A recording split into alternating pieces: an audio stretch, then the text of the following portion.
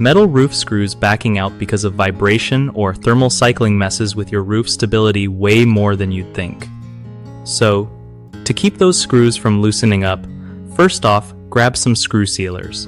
They're like little rubber washers that create a tight seal around the screw and stop it from moving.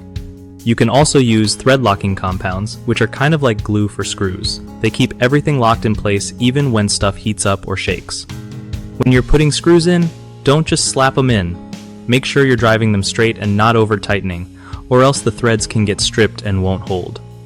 Also, picking the right type of screw is clutch.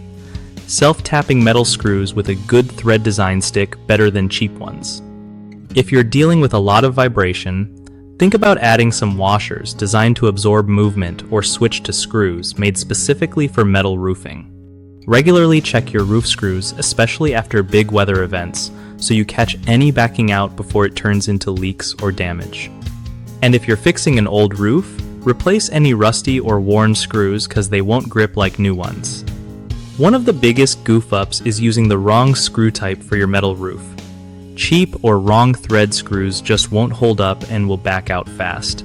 Fix that by buying screws made especially for metal roofing. Another common mistake is skipping the screw sealer or thread locking compound. Without these, screws loosen with every temperature change or shake, so always apply one of those to keep things tight.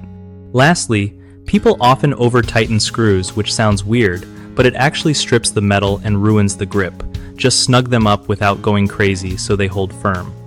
BigHomeProjects.com is like a super helpful hookup for homeowners needing trusted local contractors who know their stuff. Contractors also get a solid way to find new jobs and build their business through the site's easy-to-use platform.